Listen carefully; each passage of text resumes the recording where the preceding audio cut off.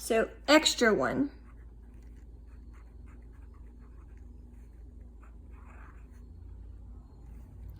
Is r is equal to a negative 5r plus 18. So we're going to go through our 4 steps again.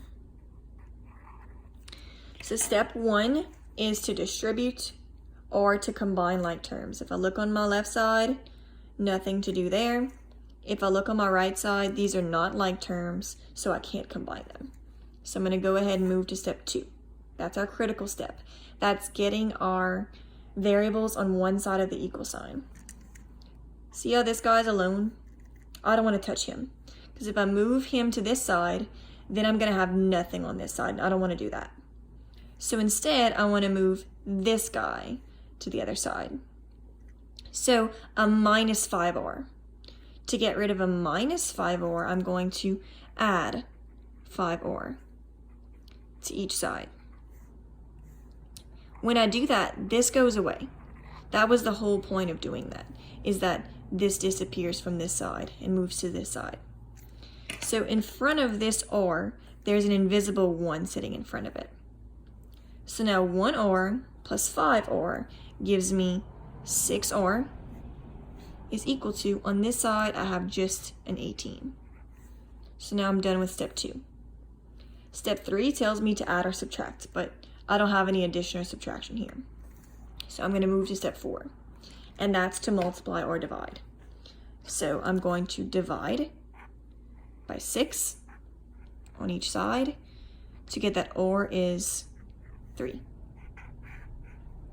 So this is my solution to my equation, but I want to go ahead and I want to make sure that it makes sense. So I'm going to take this and I'm going to plug it back into my r's to make sure that it works out. So 3 is equal to a negative 5 times 3 plus 18. And a negative 5 times 3 is a negative 15. And a negative 15 plus 18 is 3. So it checks out. This answer was correct.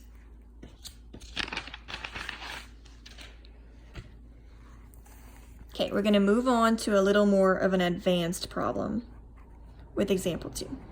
Same 4 steps, but a little bit more advanced.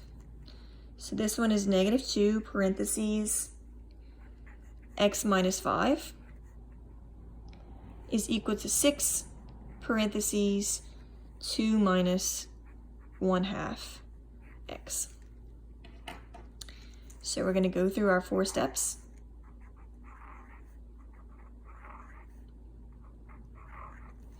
Okay, here we're actually going to have a step 1. We're going to distribute before we go to step 2. So negative 2 times x is a negative 2x. Negative 2 times negative 5 is a positive 10.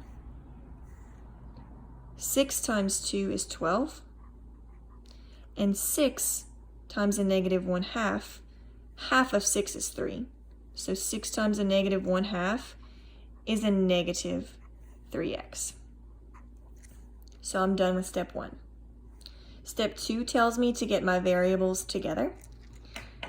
In the previous problems, I had to worry about having nothing on one side, but you see this 10 and this 12 here? They're going to still be there when I move my x's around, so I don't have to worry about that in this particular problem.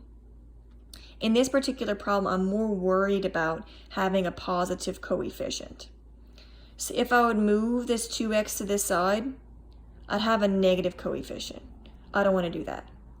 So instead, I want to move this guy to this side, because when I do that, it'll be positive.